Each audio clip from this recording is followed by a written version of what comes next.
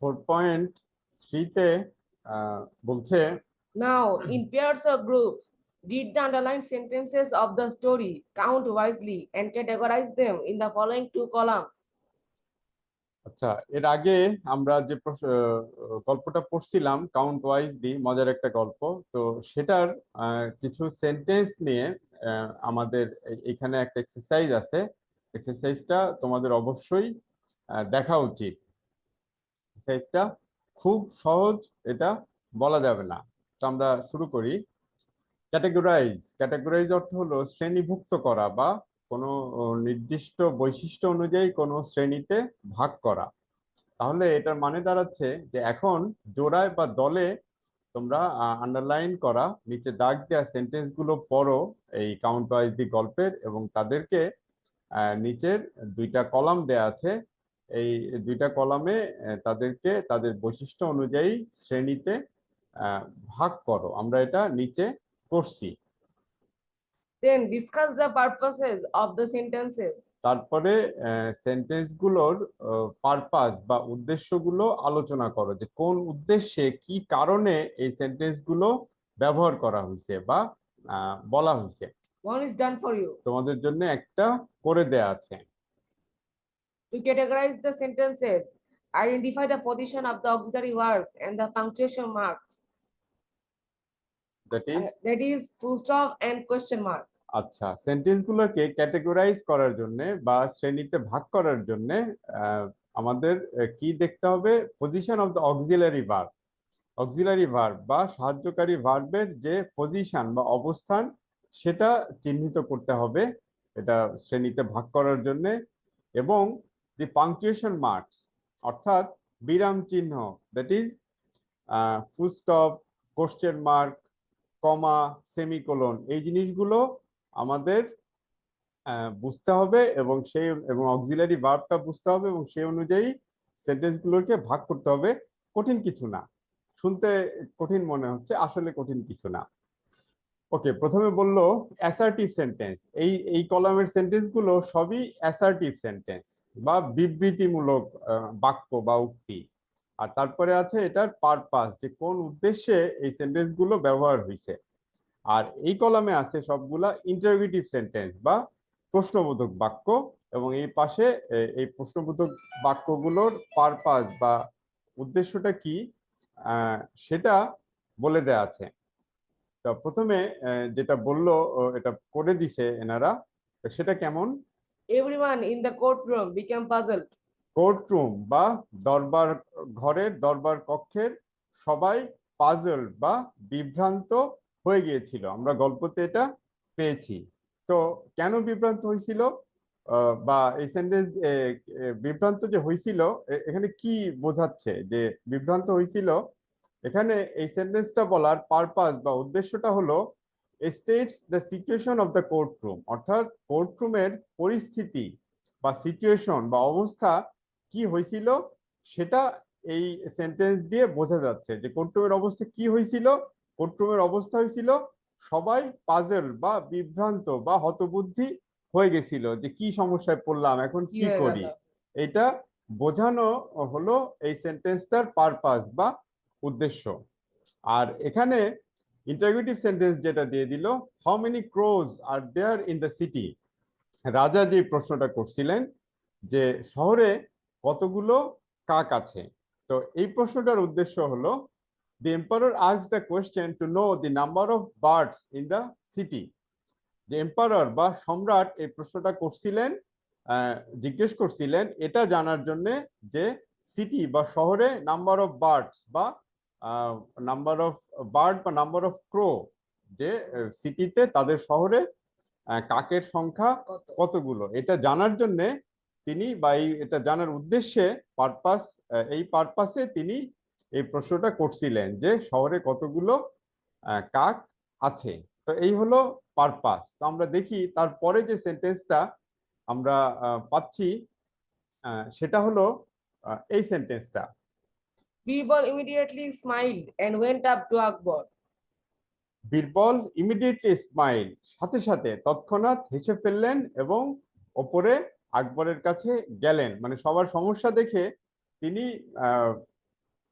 আহ, নিজে সাথে সাথে রিয়াক্ট করলেন এবং উনি কিং এর কাছে গেলেন যে আচ্ছা আমি দেখতেছি আমি প্রশ্নের উত্তরটা পারি কিনা। তো এখানে আমরা বললাম যে এই সেন্টেন্স দিয়ে বীরবলের রিয়াকশন বা প্রতিক্রিয়া দেখা যাচ্ছে যে দিস সেন্টেন্স স্টেটস বীরবলস রিয়াকশন, যে এই সেন্টেন্স বীরবলের যে প্রতিক্রিয়া সেটা দেখাচ্ছেন, যে তার প্রতিক্রিয়াটা কি, যে তিনি হাসলেন এবং ওপরে আকবরের কাছে গেলেন।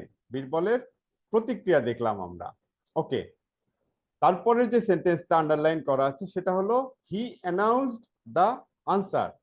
তিনি উত্তরটা, কি প্রশ্ন, যে শহরে কতগুলো কাক আছে, এটার উত্তরটা তিনি দিলেন, অফিসিয়ালি দিলেন, ঘোষণা করলেন। ঘোষণা করলেন। সেটাকে আমরা বলছি যে হি অ্যানাউন্সড দ্য আনসার। এটার পারপাস বা উদ্দেশ্য হলো দিস সেন্টেন্স স্টেটস বীরবলস অ্যাক্টিভিটি। এটা বীরবলের কাজকর্ম বা ক্রিয়াকলাপ এটা দেখাচ্ছে যে তিনি কি করলেন, কি কাজ করলেন, তিনি উত্তরটি ঘোষণা করলেন। অ্যানাউন্স দ্য আনসার, উত্তরটা ঘোষণা করলেন। এটার পারপাসটা হলো এটা, এভাবে আমরা বলতে পারি, অন্যভাবে বলা যাইতে পারে। নেক্সট সেন্টেন্স হলো If there are more, then the relatives of the crows must be visiting them from nearby cities. যদি বীরবল যেটা বলছেন তার থেকে কাকের সংখ্যা গুণে আরো বেশি পাওয়া যায়, তাহলে বুঝতে হবে যে এই কাকদের আত্মীয় স্বজনরা আশেপাশের শহর থেকে তাদের সাথে দেখা করতে আসছে, ভিজিট করতে আসছে, সেই কথাটা বলতেছে। তো এটা হলো আমরা বললাম দিস সেন্টেন্স ইলাস্ট্রেটস বা this sentence explains a statement of fact, যে কি কারণে এটা ঘটছে, ফ্যাক্টটা কি, মূল কারণটা কি, কোন কারণে কাকের সংখ্যা বেশি মনে হচ্ছে আমাদের কাছে, এটা বোঝানোর জন্য বা ফ্যাক্ট বা কারণটা বোঝানোর জন্য এই সেন্টেন্সটা ব্যবহার করা হয়েছে। এই সেন্টেন্সটা এটা ফ্যাক্টের স্টেটমেন্ট বা কোন একটা কারণের statement. He was pleased with the answer.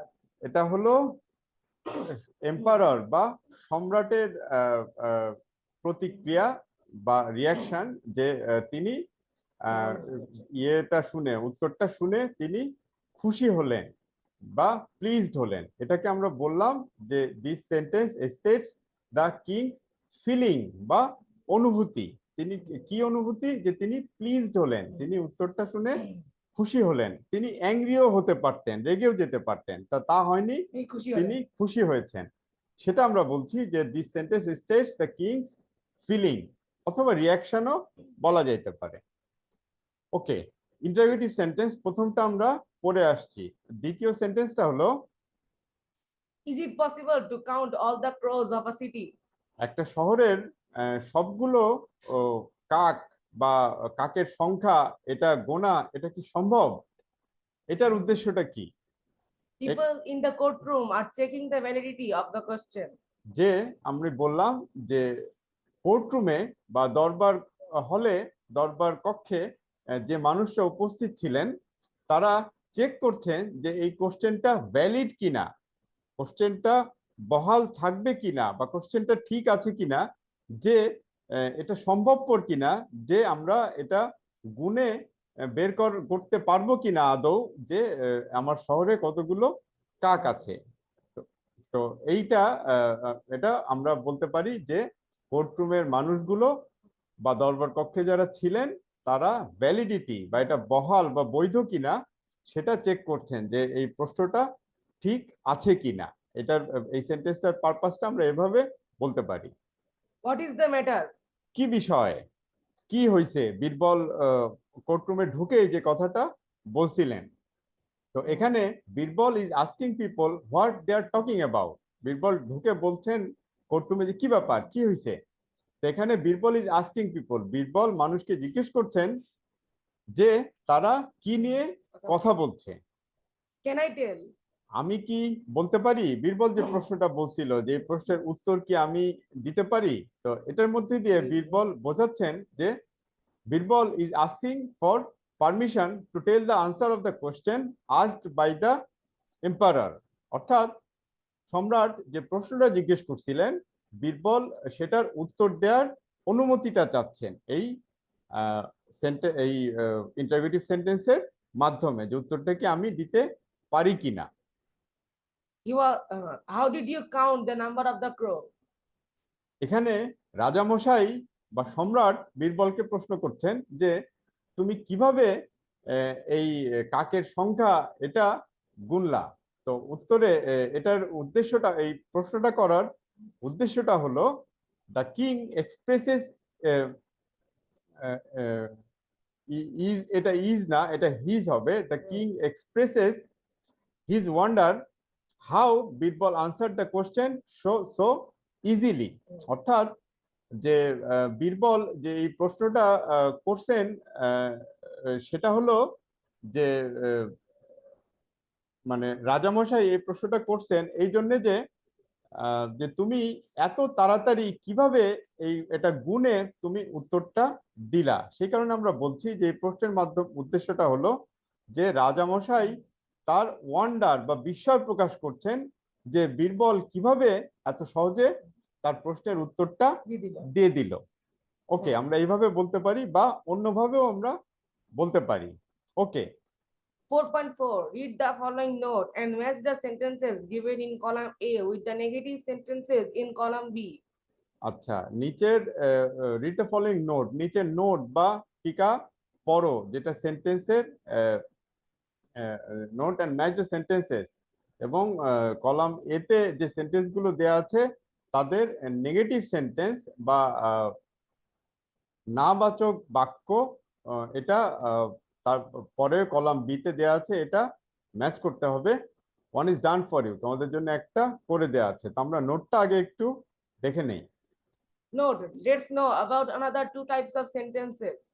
এখানে another two types of sentences, এই জায়গাটা কারেক্ট কিনা আমি শিওর না, তবে আমাকে যদি লিখতে বলতো আমি তাহলে বলতাম let's know about two other types of sentences. Another two type, another মানে একটা, অ্যানাদার টু টাইপস এটা রং ইংলিশ। অ্যানাদার অ্যানাদার মানে একটা, আরো একটা দুই ধরনের বাক্য শিখি, এটা মানে জোর করে বাংলাকে ইংরেজি করার জন্য এই প্রবলেমটা হয়েছে। এটা লিখতে আমি জানি না এটা ঠিক আছে কিনা, আমার মনে হয় ঠিক নাই। এটা হওয়া উচিত ছিল let's know about two other types of sentences. হ্যাঁ, two other types of sentences. Okay, চলো আমরা আরো আরো দুই ধরনের সেন্টেন্স সম্পর্কে জানি। Affirmative sentences. হ্যাঁ, অ্যাফার্মেটিভ সেন্টেন্স, হা বাচক বা হা বোধক, হ্যাঁ বোধক বাক্য। An affirmative sentence refers to something positive and it does not contain any negative words. Affirmative sentence বা হ্যাঁ বাচক হা বাচক বাক্য এটা রেফার করে, এটা বোঝায় কোনো কিছু পজিটিভ, কোনো কিছু ইতিবাচক বা হ্যাঁ বাচক, এবং it does not contain a negative word, এবং এটার মধ্যে কোনো নেগেটিভ ওয়ার্ড বা নাবাচক শব্দ থাকে না। Example, I can recite poems. উদাহরণ হিসাবে বলছে আই ক্যান রিসাইট পোয়েমস, আমি কবিতা আবৃত্তি করতে পারি। Negative sentence. না বোধক বাক্য, A negative sentence refers to something negative. Negative sentence refer করে বা বোঝায় নাবাচক না বোধক কোনো কিছুকে। Usually, we use the negative sentence to deny and to disagree with something.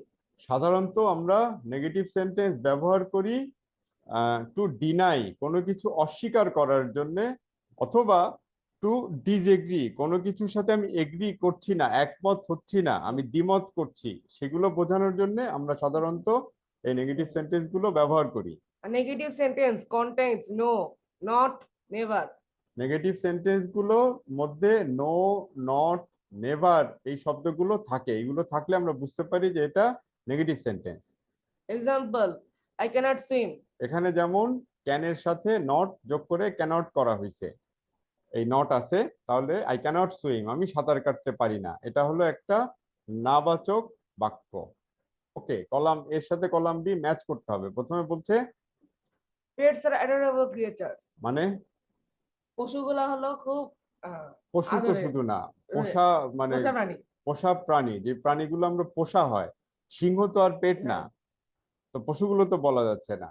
পোষা প্রাণীগুলো অনেক আদরের বা আমাদের কাছে অনেক আদরের সৃষ্টি বা আদরের জিনিস, এরকম মানেটা। পেটস আর অ্যাডোরেবল ক্রিয়েচার্স, এটা তাই তো? হ্যাঁ। আমাদের অনেক ভালোবাসার প্রাণী হলো আমাদের পোষা প্রাণীগুলো, বা পোষা প্রাণীগুলোকে আমরা অনেক ভালোবাসি, এরকম অর্থটা। এটা কি আমরা বললাম? Pets aren't adorable creatures. পোষা আমাদের গৃহপালিত পোষা প্রাণীগুলো এগুলো অ্যাডোরেবল না, বা এগুলো আমাদের ভালোবাসার না, বা আমরা পোষা প্রাণীগুলোকে ভালোবাসি না। এটা তাহলে নেগেটিভ সেন্টেন্স করতে গেলে এটা হলো কারেক্ট। এটা গেল 1, তাই তো? হ্যাঁ। ওকে। I have a puppy. I have a পাপি, আমার একটা পাপি আছে। পাপি মানে কি? কুকুরছানা। কুকুরছানা। আমার একটা কুকুরছানা আছে, এটাকে আমরা বললাম I don't have a puppy. আমার একটা কুকুরছানা নাই। ওকে।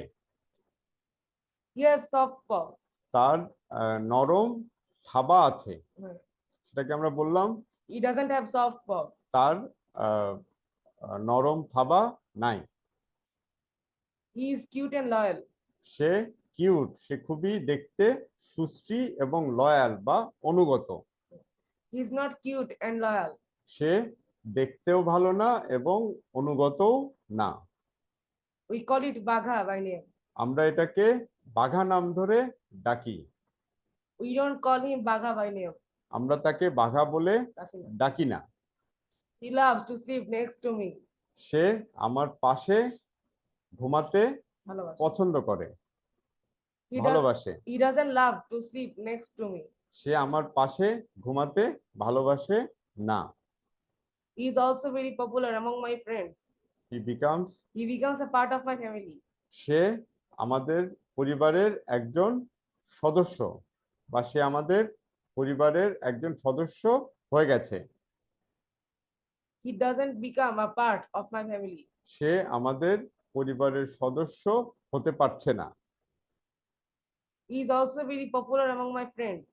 সে আমার বন্ধু বান্ধবের মধ্যেও খুব পপুলার বা জনপ্রিয়, বা সবাই তাকে খুব পছন্দ করে। Also, he is not at all popular among my friends. আবার সে আমার বন্ধু বান্ধবের মধ্যে একেবারেই পপুলার বা জনপ্রিয় না। এটা হলো negative form. Okay, thank you all.